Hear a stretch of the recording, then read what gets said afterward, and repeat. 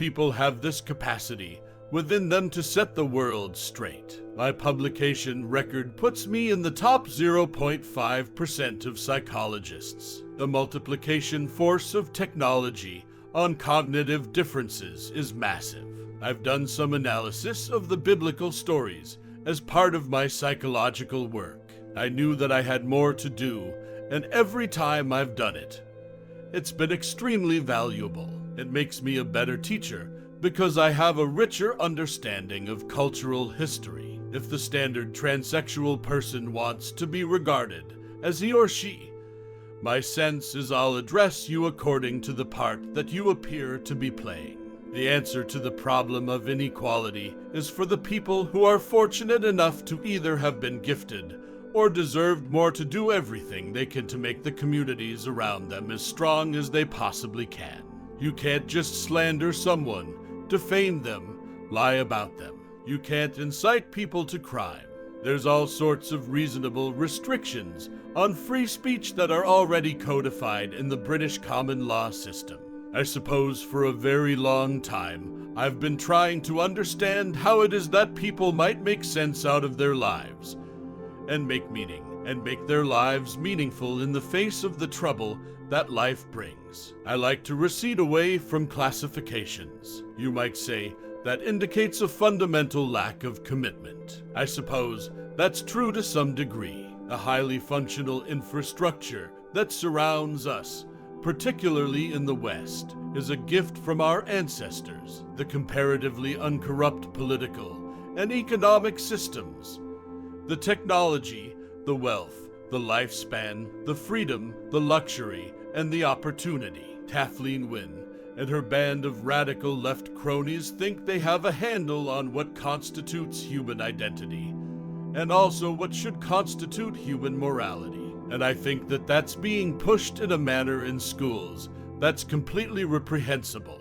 It's not education, in my estimation. It's a form of indoctrination. It isn't generally the case that liberals dominate entire hierarchies. That isn't generally how it works, because the hierarchies are usually set up so that conservatives fill up the hierarchies. It's in the nature of hierarchy. Whether or not I like a piece of data has very little bearing on whether or not I am likely to accept it. In the West, we have been withdrawing from our tradition, religion, and even nation-centered cultures. The right-wingers don't want to admit that for some people, there are no jobs. They think that conscientiousness in and of itself will do the trick. There's no doubt that inequality destabilizes societies. I think the social science evidence on that front is crystal clear. Some of these Ivy League kids want to have it both ways. They want to be baby members of the 1%, which they most certainly are, and yet still portray themselves as the oppressed. It's in the best interest of the radical left types, best psychological and strategic interest, to refuse to admit to the possibility that reasonable people can object to their ideological staff. Because if reasonable people objected, that would imply that their ideological stance is not reasonable. I've 20,000 hours of clinical practice.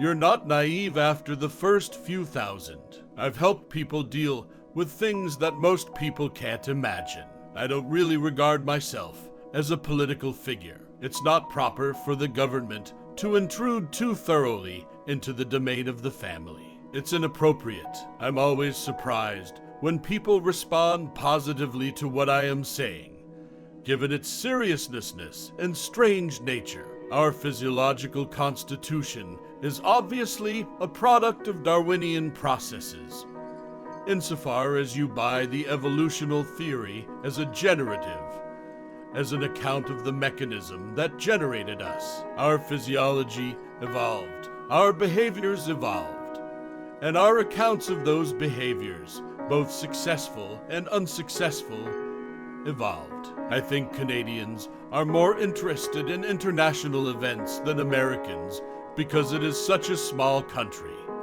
So politics affect it more. Everything isn't political. The literature associating inequality with social instability and poor health outcomes is pretty convincing. Hobbits are an unobtrusive, but very ancient people, more numerous formerly than they are today, for they love peace and quiet and good-tilled earth. A well-ordered and well-farmed countryside was their favorite haunt. The proper study of man is anything but man, and the most improper job of any man, even saints, is bossing other men. Not one in a million is fit for it, and least of all those who seek the opportunity. The wide world is all about you. You can fence yourselves in, but you cannot forever fence it out. Faithless is he that says farewell when the road darkens. Shortcuts make long delays. You have been chosen, and you must therefore use such strength and heart and wits as you have. Do not meddle in the affairs of wizards, for they are subtle and quick to anger. Go not to the elves for counsel, for they will say both no and yes. A pen is to me as a beak is to a hen, a box without hinges, key or lid, yet golden treasure inside is hid. So comes snow after fire, and even dragons have their ending. I should like to save the Shire, if I could, though there have been times when I thought the inhabitants too stupid and dull for words, and have felt that an earthquake or an invasion of dragons might be good for them. Myth and fairy story must, as all art, reflect and contain in solution elements of moral and religious truth, but not explicit, not in the known form of the primary real world. Don't go getting mixed up in the business of your betters, or you'll land in trouble too big for you. A safe fairyland is untrue to all worlds. I don't like allegories. I don't know half of you half as well as I should like, and I like less than half of you half as well as you deserve. A friend of mine tells that I talk in shorthand and then smudge it. They say it is the first step that costs the effort. I do not find it so. I am sure I could write unlimited first chapters. I have indeed written many. Many children make up, or begin to make up, imaginary languages. I have been at it since I could write. It may be the part of a friend to rebuke a friend's folly. I dislike allegory, the conscious and intentional allegory. Yet any attempt to explain the purport of myth or fairy tale must use allegorical language. If you really want to know what Middle-earth is based on, it's my wonder and delight in the earth as it is, particularly the natural earth. I wish life was not so short, he thought. Languages take such a time, and so do all the things one wants to know about. In October 1920, I went to Leeds as reader in English language, with a free commission to develop the linguistic side of a large and growing school of English studies, in which no regular provision had as yet been made for the linguistic specialist. It is plain indeed that in spite of later estrangement, hobbits are relatives of ours, far nearer to us than elves, or even than dwarves. Of old they spoke the languages of men, after their own fashion, and liked and disliked much the same things as men did.